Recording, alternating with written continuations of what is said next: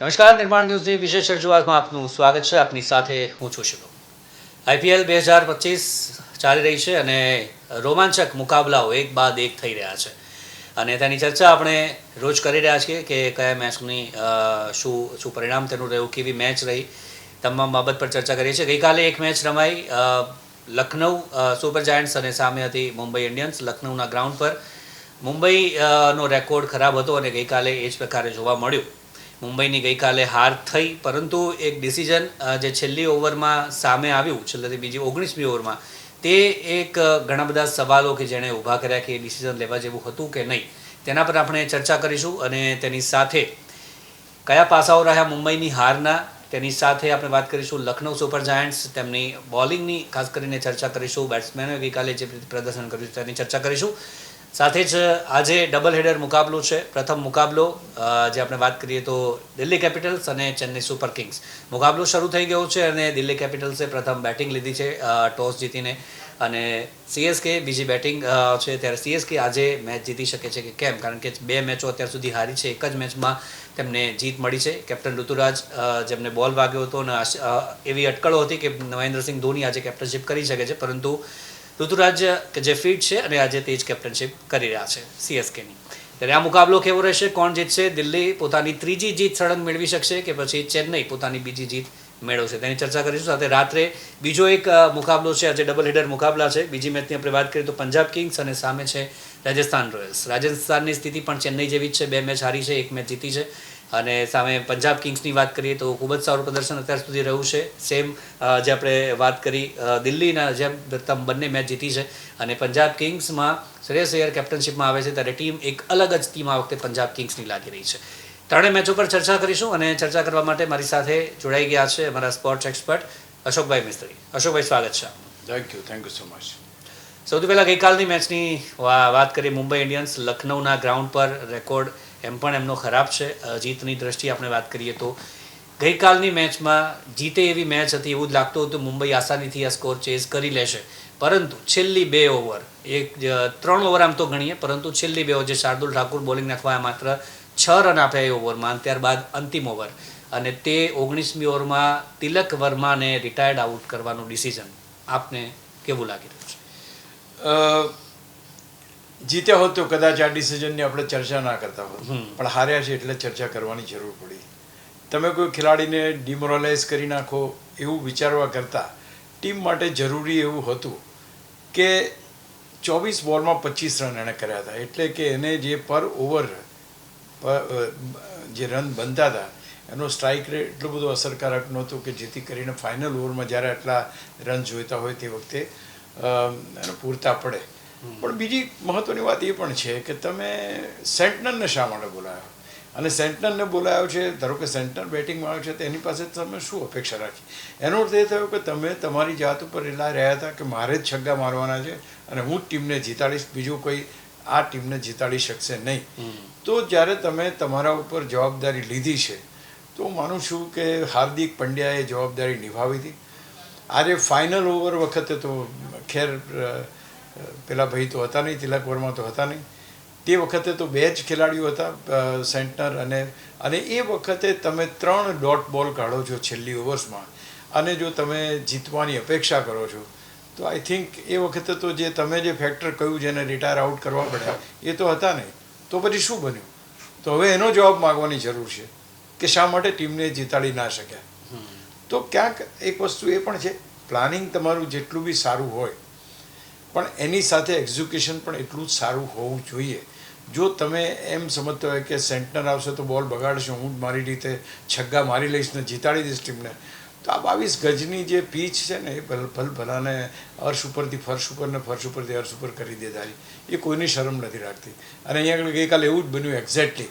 જે ઈરાદા સાથે હાર્દિક પંડ્યા મેદાન પર ઉતર્યા હતા, એમને હતું કે બસ હું 2-3 છગ્ગા મારીને ટીમને જીતાડી લઉં, ધરખમ રીતે નિષ્ફળ ગયા. મારી દૃષ્ટિએ આ એક એવું ડિસિઝન કહેવાય કે પેલા ખેલાડીને બહાર મોકલવાની જરૂર કરતાં એને જ કહ્યું હોત કે ભાઈ તું કોઈ પણ હિસાબે શોટ માર, હવે પછી ભલે તું આઉટ થઈ જાય. 3 ડોટ બોલ તમે કાઢો છો તો પછી એક બોલ એ રીતે કાઢવામાં શું વાંધો હતો? તો ક્યાંક જયવર્ધનને ખોટો હતો, કારણ કે Jayawardene was the key man કે આ બધું ડિસિઝન એક્ઝિક્યુટ કરતો હતો. અને એનાથી વિશેષ કાલે રોહિત શર્મા રમાડ્યા નહોતા. અને પાછું હાર્દિક પંડ્યાનું સ્ટેટમેન્ટ એવું છે કે નોન પરફોર્મર્સે ટીમમાં રમવું જોઈએ નહીં. તો આ બધા જે સ્ટેટમેન્ટો આવે છે અપરિપક્વતાની નિશાની છે. કારણ કે કોને ટાર્ગેટ કરીને તમે બોલો છો? તમે રોહિત શર્માને ટાર્ગેટ કરો છો તો રમ્યો જ નથી કાલે. તમે આ ખેલાડીને ટાર્ગેટ કરો જેને તમે બહાર મોકલ્યો, એણે તો બિચારાએ કંઈ કીધું ને તો સીધો બહાર નીકળી ગયો. તો આ પ્રકારના સ્ટેટમેન્ટથી આખી ટીમનું વાતાવરણ જે છે અત્યારે આમે વાતાવરણ ખરાબ છે. જીત મળતી નથી. ગઈ વખતે બી જે કેપ્ટનશીપ ચેન્જ થયા પછી જે પરિસ્થિતિ જોઈ છે, તો હું માનતો નથી કે નજીકના ભવિષ્યમાં મુંબઈ ઇન્ડિયન્સ એક વિનિંગ સેડલમાં આવે. કારણ કે કાલની મેચ જો એ જીત્યા હોત તો એક વસ્તુ ચોક્કસ હતી કે હાર્દિક પંડ્યા પોતાની જાતને એસ્ટાબ્લિશ કરી શક્યા. 5 વિકેટો લીધી એણે. 5 વિકેટ લીધા પછી એમને તમે જુઓ તો બેટિંગ વખતે જમીન ઉપર ગ્રાઉન્ડ ઉપર સૂતેલા ને કસરત કરતા તમને કેમેરા એની તરફ ફરતા થયા અને આ બધી વસ્તુ થઈ. તો અહીંયા આગળ તો એવું છે ભાઈ, તમે પરફોર્મ કરો તો જીતશો. તમે ભલે બોલર તરીકે 5 વિકેટ લીધી પણ ટીમ તો 200 રન કરી ગઈ ને. ટીમે તો 200 રન કર્યા છે. હા, તમે 5 વિકેટ લીધો ને ટીમ 150 ઓલ આઉટ થઈ ગયો તો કંઈક એ થાત. હું માનું છું કે that was a wrong decision according to me. કદાચ ધારો કે નથી થતા રન તો you should told him to go for the shots. 18મી 19મી ઓવરમાં જ્યારે આ ઘટના ઘટી અથવા તો ગઈ હતી ત્યારે જ કીધું હતું કે ભાઈ તું શોટ મારો. એ could have gone for it. ના થયો તો ચલો છગ્ગો વાગી જાત તો તમારું કામ થઈ જાત. તો હું માનું છું કે ડિમોરલાઇઝેશન. હવે તમારી પાસે યંગ કેટલા, જો રોહિત શર્મા નથી રમતો, તિલક વર્મા એક એવો છોકરો છે કે જે બહાર આગળ ખેંચી શકે એમ છે. હવે એને તમે આ રીતના કરશો તો યંગ ખેલાડીઓનું શું થશે? જેક્સ અને રેગલ પેલા જે 2 ઓપનર હતા એ તો સસ્તામાં આઉટ થઈ ગયા. તમે શું કહી શકશો? તો હું માનું છું કે ખેર હારી ગયા એટલે આપણે આટલી ચર્ચા કરી જીતા હોત તો કદાચ આજે હાર્દિક પંડ્યાને આપણે વાહ કરતા હોત. જી, જે પ્રકારે મુંબઈની વાત કરીએ, જે ડિસિઝન આવ્યું 19મી ઓવર 2 ઓવરમાં 29 રન જોઈતા હતા, 4 ઓવરમાં 58 જેવા રન જોઈતા હતા અને જે પ્રકારની વિકેટો તેમની પાસે હજી હતી એવું લાગતું હતું કે આસાનીથી આ ચેસ થઈ જશે. પરંતુ શાર્દુલ ઠાકુરે માત્ર 6 રન આપ્યા 19મી ઓવરમાં. 20મી ઓવરમાં આવેશ ખાન, જેમણે પહેલા બોલે છક્કો વાગ્યો છતાં પણ તે બીજા બોલથી કમબેક કર્યું, એ પણ એક સારી બાબત કહી શકાય. એલએસજીની બોલિંગ ગઈકાલે એક સારું એવું જોવા મળ્યું. જે પંત જે છે તે ક્યાંક ને ક્યાંક રાહતનો શ્વાસ લેશે કે ના બોલર ઇનફેક્ટ રિષભ પંતને જ તમારે કોમ્પ્લિમેન્ટ આપવા પડે. કારણ કે જે એણે છેલ્લી 2 ઓવર હેન્ડલ કરી છે દેટ વોઝ ફેન્ટાસ્ટિક. અને શાર્દુલ ઠાકુરને, હાર્દિક પંડ્યા ને આ બધા જે ખેલાડીઓ છે they have taken him very lightly. એને એમ લાગ્યું કે શાર્દુલને રોજ રમીએ છીએ, આપણે રમી લઈશું. એણે 6 રન આપ્યા ને ત્યાંથી ગળા ઉપર ગાળીઓ ભીસાયો કે આ હવે મેળ નહીં પડે. અને છેલ્લી ઓવરમાં ઇવન આઈ વોઝ ડાઉટફુલ કે આવેશ ખાનને બોલિંગ આપી. અરે મેં કીધું યાર આ છોકરો બરાબર બોલિંગ નહીં કરે આમ તેમ, દેર વોઝ કન્સર્ન. પણ એણે જે રીતે બોલિંગ કરી છે સાહેબ, આઈ થિંક હેટ્સ ઓફ. અને તમારે આજે તમે હલી ના શકો, તમારે બોલને ડોટ બોલ કાઢવો પડે તો હદ થઈ ગઈ. તો આઈ થિંક એવરીથિંગ. અને બીજું કે રિષભ પંતે બી કહીને જ કહ્યું હશે કે જો ભાઈ ડુ ઓર ડાયની સ્થિતિ છે આપણી, કોઈ પણ સંજોગોમાં મેચ જીતવી પડે એવી છે, પરફોર્મન્સ તમારે જ આપવાનું છે, તમે હીરો બનો. અને હીરો બન્યા. તો આ એક વસ્તુ છે કે પંતના માટે એક સારી વસ્તુ છે કે એણે એના બોલર્સ પાસેથી છેલ્લી 2 ઓવર્સ વિજયી ઓવર્સ નખાવી શક્યો. અને એ વખતે બેટ્સમેન કોઈ ઓર્ડિનરી બેટ્સમેન નહોતો. હાર્દિક પંડ્યા જે એક ફિનિશર તરીકે એનું નામ હતું રાધર કે ભાઈ ફિનિશર, એને ધોની પછીનો ફિનિશર માનવામાં આવતો હતો. પણ કાલે એ વ્યક્તિને તમે 3 બોલ ડોટ બોલ કઢાવો છો 20મી ઓવરમાં, અડધી ઓવર તમે ડોટ કઢાવડાવો છો. I think that is the way Pant has handle the situation. Hats off to Pant. અને ઓબ્વિયસલી અગેન કહેવાનું મન થાય કે હાર્દિક પંડ્યા વોટેવર એના ઇન્ટેન્શન્સ જે પણ હોય, છવાઈ જવાના હોય કે હું એક વ્યક્તિ છું કે જે ટીમને જીતાડી શકું એવું કદાચ એ કરવું હોત, બટ ઇટ સક્સેસ ના ગયું. જી, એ 20મી ઓવરમાં ત્રીજા બોલે જે એક રન લેવાનો હતો પરંતુ એ પણ ન લીધો કારણ કે સામે સેન્ટર હતા. એ કદાચ રન લીધો હોત અને સેન્ટર 4 કે 6 મારી તો સ્થિતિ કંઈક અલગ જોવા. એબ્સોલ્યુટલી નહીં, that is exactly everybody is talking about કે રન લેવાનો તો કેમ ના લીધો? એમ લાગે હું જ છગ્ગો મારું એમ. See this is what always hampers. તમે જ્યારે ટીમ કરતાં તમે મોટા જ્યારે ગણાવ ને તો તમને તકલીફ પડવાની છે. આ ક્રિકેટ કોઈની શરમ નથી લાગતું. હું તો બહુ સ્પષ્ટ કેટલા કેપ્ટનોને મેં જોયા છે અને કેટલા દિગ્ગજોને જોયા છે. તો તમે યાર અને સેન્ટર કેમ નથી મારી ગઈ ને આગલી મેચમાં એણે પણ સિક્સરો સારી અરે આપણી સામેની મેચમાં મારી હતી. તો હી ઇઝ સચ એ ગુડ બેટ્સમેન. એવું કંઈ નથી કે મારી ના શકે. હવે એક રન લઈને એને એમ લાગ્યું કે હું 2 સિક્સર મારી લઉં અને એ વખતે ડોટ બોલ બીજો બી ડોટ બોલ કર્યો. આઈ ડોન્ટ નો એનું ટીમ મેનેજમેન્ટ એને કઈ રીતના લે છે અથવા તો કઈ રીતે એના ડિસિઝનને સાચું ઠેરવે છે. બટ હાથમાં આવેલી મેચ ગુમાવી. હું માનું છું કે પ્યોરલી હાથમાં 29 રન જ્યારે જોઈતા હતા મીન્સ 2 ઓવરની there was nothing which was અને હું તમને એટલે સુધી કહું કે તમે શ્રેયસ આયરને ટાર્ગેટ ના કર્યો હોત ને તો મેં 1 ને 2માં કન્વર્ટ કરીને બી તમે 6-12 રન લઈ શક્યા હોત. You should not have gone for it. તોય તમને છેલ્લી ઓવરમાં કમ્ફર્ટ ઝોન મળી જાય. તો ક્યાંક ઓવર કોન્ફિડન્સ દેખાયો. હાર્દિક પંડ્યાનું ડિસિઝન બી ખોટું સાબિત થયું અને ધોઝ 2 બોલર્સ હે bold very well. I mean match winning performance હતું એનું. જી એક ટૂંકમાં એક છેલ્લો સવાલ લઈ લઈએ આ મેચનો. રિષભ પંતની બેટિંગ અત્યાર સુધી કશું જ નહોતી થઈ. એક ચિંતાનો વિષય છે અને સામે મુંબઈ માટે રોહિત શર્માને તો બેન્ચ પર ગઈકાલે બેસાડ્યા અને સામે વિલ જેક્સ અને ઓપનિંગમાં રિકલ્ટન. તેમાંથી કોઈ બદલાવ આપ જુઓ છો? કારણ કે ઇંગ્લેન્ડનો ઓલરાઉન્ડર બેથેલ એ પણ હજી બેન્ચ પર ત્યાં બેઠેલા છે. કોઈ બદલાવ આગામી મેચમાં? મને તો એમ લાગે છે કે Rohit Sharma will come back. કારણ કે એમાં એવું છે કે રોહિત શર્માને ઇન્જરી એના ઉપર બેસાડ્યો છે એટલે કેવી ઇન્જરી છે એ હાર્દિક પંડ્યાએ જણાવ્યું નથી. એટલે બની શકે કે કદાચ એને કાઢવાથી અથવા તો એને બેન્ચ ઉપર બેસાડવાથી જો ટીમ જીતી હોત અથવા તો ઓપનિંગ બધું સારું થયું હોત then things would have been different. પણ હવે આમાં બેમાંથી કોઈનું એવું પરફોર્મન્સ તો રહ્યું નહીં. મેચ પણ તમે હારી ગયા છો. એટલે રોહિત શર્મા ફેક્ટર એટલા માટે જરૂરી છે ટીમમાં કે એનો ડર તો છે જ યાર, ખોફ તો છે જ. એ બેટ લઈને મેદાન ઉપર આવે એટલે બધાને હોય કે હમણાં આ તો 2-4 તો છગ્ગા મારશે જ એમ. તો I think that is required. અને એ તો ઠીક છે એ માણસ એને કેપ્ટન તરીકેની વાત અલગ છે પણ એઝ અ પ્લેયર તો એને રિસ્પેક્ટ કરવું જ પડે. હી હેઝ દરેક વખતે રમ્યો છે. T20 વર્લ્ડ કપની વાત હોય કે વન ડે વર્લ્ડ કપની વાત હોય. હી હેઝ મેન્ટેન હા એણે એનું સ્ટેન્ડ મેન્ટેન કર્યું છે પણ હું સેન્ચુરી ના મારું એ મારી એ નથી, પ્રાયોરિટી નથી. મારી શરૂઆત સારી અપાવવાની પ્રાયોરિટી છે. So that way I think Rohit Sharma should come back. અને એનાથી જ જો તમારે જીતવું હશે ને બધાને સાથે રાખીને તમે જીતી શકો. તમે આઇસોલેટ કરીને માણસો નહીં જીતી શકાય. જી તો એ હવે આગળ કેવી રીતની રણનીતિ સાથે બંને ટીમો નેક્સ્ટ મેચમાં ઉતરશે. LSG માટે સારી બાબત છે કે હોમ ગ્રાઉન્ડ પર તેમને બીજી જીત ગઈકાલે મળી છે અને 2 પોઈન્ટનો વધારો થયો છે. આજની મેચ બીજી જે પ્રથમ મેચ છે આજે ડબલ હેડર મુકાબલો છે. પ્રથમ મુકાબલો શરૂ થઈ ગયો છે.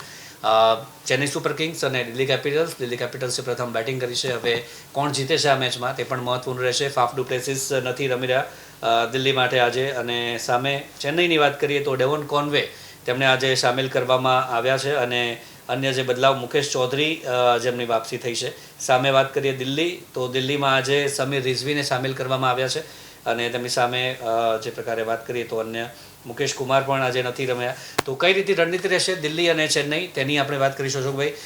ચેન્નઈમાં આજે કોન્વે આવી રહ્યા છે એટલે રચિન રવિન્દ્ર અને કોન્વે બંને ઓપનિંગ કરશે. દિલ્હીની પ્રથમ બેટિંગ છે જે અત્યારે ચાલી રહી છે.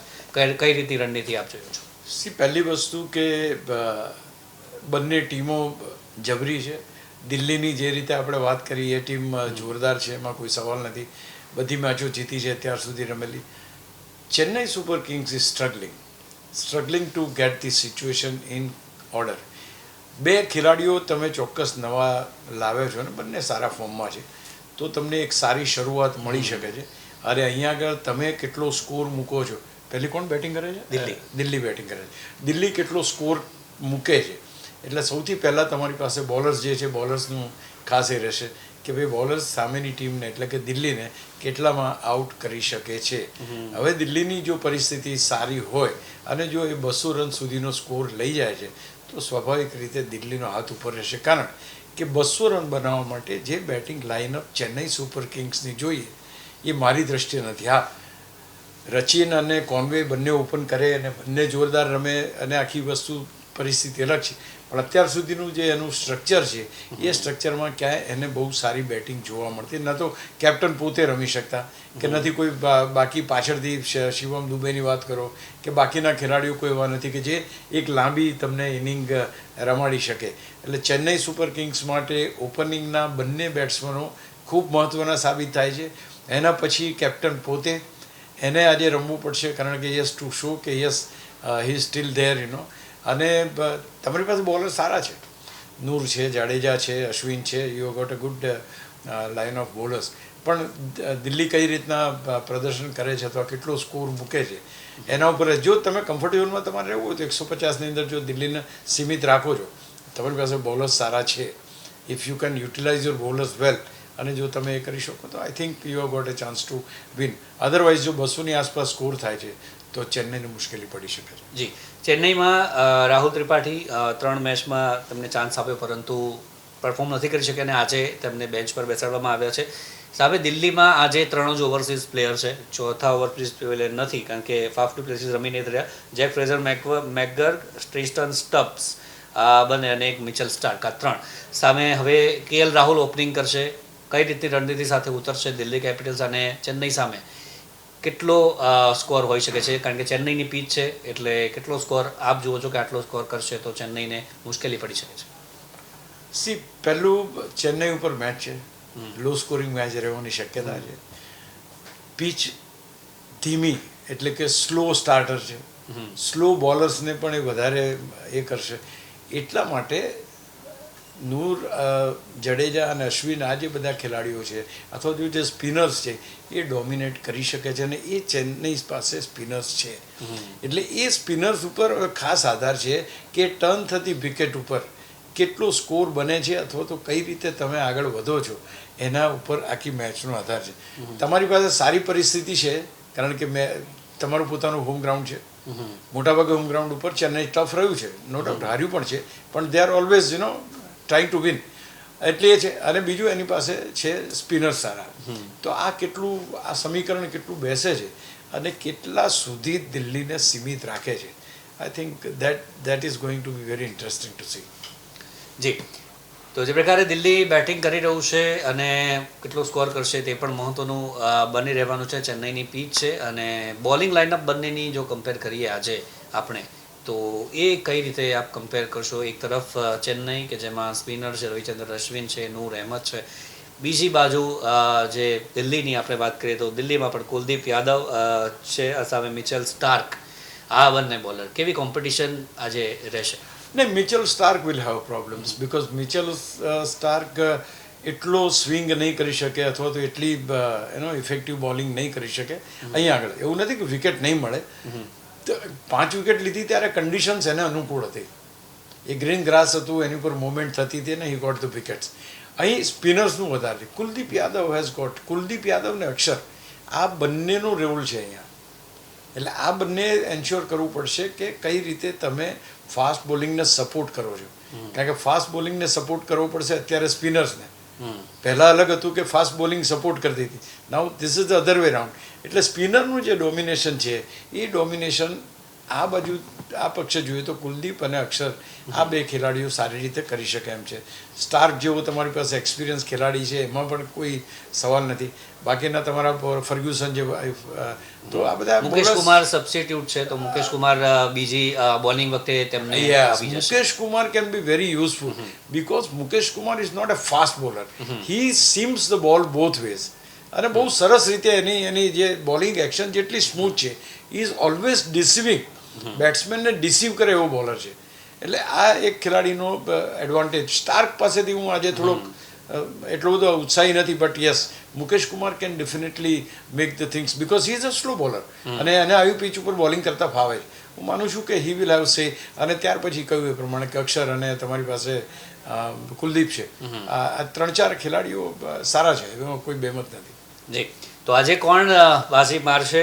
દિલ્હી પોતાની 3જી જીત મેળવી શકશે કે કેમ, કે પછી ચેન્નઈ દિલ્હીનો વિજય રથ આજે રોકી શકે છે? ચેન્નઈ માટે પણ જીત આજે મહત્વની છે કારણ કે 2 હાર મળી છે અને આજે બીજી જીતની તલાશ સાથે પોતાના હોમ ગ્રાઉન્ડ પર ફરી એક વખત હાર ન મળે તેની પણ આશા રાખશે. પ્લેયર્સ એ કોશિશ ચોક્કસથી કરશે. કોણ જીતશે તેની ચર્ચા કરીશું આવતીકાલે, પરંતુ અત્યારે હવે વાત કરીએ આજે બીજી મેચ છે, ડબલ હેડર મુકાબલો છે. બીજી મેચ પણ રોમાંચક થવાની છે. પંજાબ કિંગ્સ અને સામે છે રાજસ્થાન રોયલ્સ. પંજાબની ટીમ પણ એ જ પ્રકારે ફૂલ ફોર્મમાં છે. આ વખતે કંઈક અલગ જ લેવલ પર લાગી રહી છે કારણ કે કેપ્ટન બદલાયા છે, કોચ બદલાયા છે અને ટીમમાં એક નવો જુસ્સો આવ્યો છે શ્રેયસ અય્યરની કેપ્ટનશીપમાં. પંજાબની ટીમ આજે ત્રીજી જીત આજે આસાનીથી મેળવી શકશે રાજસ્થાનની સામે, કારણ રાજસ્થાનમાં પણ સંજુ સેમસનની વાપસી થઈ છે. સંજુ સેમસન તો ખેર ઇમ્પેક્ટ પ્લેયર તરીકે આવતો, પણ યસ કેપ્ટન તરીકે ફૂલ ટાઈમ કેપ્ટન તરીકે આજે આવ્યો છે. રિયાન પરાગે જે ભૂલો કરી છે, અથવા તો રિયાન પરાગ જે ટીમને સંભાળી ના શક્યો, હું માનું છું કે સંજુ સેમસન પાસે એ અનુભવ છે કે કઈ રીતે પોતાના ખેલાડીઓને જસ્ટિફાય કરવા. I think there is going to be a drastic change in the attitude of the team. આખી ટીમને તમે સાથે લઈને ચાલો છો. એટલે જે રીતે સંજુ સેમસન જે છે, સંજુ સેમસનનો પોતાનો રોલ છે. અચ્છા, Riyan Parag will be able to play freely. એને પણ એક એ થઈ ગયું, હવે મારે ફરી રમવાનું છે, એટલે એ તમારી પાસે જબરજસ્ત એ થશે. એટલે અહીંયા આગળ તમે જુઓ તો યશસ્વી જયસ્વાલ અગેન એ ચર્ચામાં છે આજકાલ, કારણ કે ગોવા જવાનો છે ને કેમ જવાના છે ને એની બધી ચર્ચા ચાલે. ઘણા બધા ખેલાડીઓ જોયા અહીંયા ટાંકવું પડે કે જે સિદ્ધિઓના શિખર તો સર કરે છે, પણ ત્યાંથી પછી જલ્દી ટકાવી શકતા નથી. આઈ થિંક આ એક પૃથ્વી શો જેવો કેસ ના થાય આપણે જોવું પડશે, કારણ કે જે રીતે એના એરોગન્સના રિપોર્ટ્સ આવે છે, that is not a very good sign. એટલે યશસ્વી જયસ્વાલની વાત કરો, ફેન્ટાસ્ટિક બેટ્સમેન, પણ અત્યાર સુધી કોઈ એનું પ્રદર્શન સારું જોવા મળ્યું નથી. ત્યાર પછી તમારી પાસે સંજુ સેમસન છે, નીતિશ રાણા છે, ઇઝ પ્લેઇંગ વેલ. ત્યાર પછી રિયાન પરાગ છે, ધ્રુવ છે. આ બેટ્સમેનો સારા છે, પણ સૌથી મહત્ત્વના બેટ્સમેન તરીકે યશસ્વી જયસ્વાલ અને સંજુ સેમસનને હું જોઉં છું. If this two strikes in the power play, અને જો આ બે ખેલાડીઓ પાવર પ્લેમાં એનું રન બનાવે તો આ ટીમ મોટો સ્કોર મૂકી શકે એમ છે. અને મોટો સ્કોર જો તમે પહેલાં આવીને મૂકો તો બીજી ટીમ જે ચેઝ કરતી હોય એના ઉપર પ્રેશર ચોક્કસ આવે. જે પ્રેશર ગઈકાલે આપણે જોયું મુંબઈ ઉપર, એ પ્રેશર અહીંયા આગળ બીજી ટીમ પર આવી શકે. જો રાજસ્થાન મોટો સ્કોર મૂકે તો બેટર્સ છે એમની પાસે, પણ શરૂઆત આ બે ખેલાડી, પછી તમારી પાસે નીતિશ રાણા અને રિયાન પણ છે. એ બધી વાત બરાબર, પણ શરૂઆત જો સારી થશે, 6 ઓવર્સ તમારી સારી જશે, 6 ઓવર્સમાં તમે કમ્ફર્ટેબલ રન બનાવો છો વિકેટો ગુમાવ્યા વિના, અને વિચ ઇઝ પોસિબલ. મને સંજુ સેમસન અને યશસ્વી જયસ્વાલ બંને ખેલાડીઓ જો રમે વ્યવસ્થિત, તો મને એમ નથી લાગતું કે આ લોકોની બોલિંગ અનપ્લેએબલ છે, કારણ કે આ બે ખેલાડીઓ બહુ ઊંચા છે, બહુ ઊંચા દરજાના છે. એટલે પહેલી વસ્તુ કે એ બે જણા રમવા દો, અને ત્યાર પછી જે નીતિશ રાણા, રિયાન પરાગ અને ધ્રુવ જુરેલ, આ 3 ખેલાડીઓ બેકઅપમાં છે. એ પણ તમે એમ તો તમારી પાસે હસારંગાઈ છે, જે ઇઝ ઓલરાઉન્ડર, ભલે આપણે અહીંયા બોલરમાં ગણના કરતા હોઈએ, but is a very good batter also.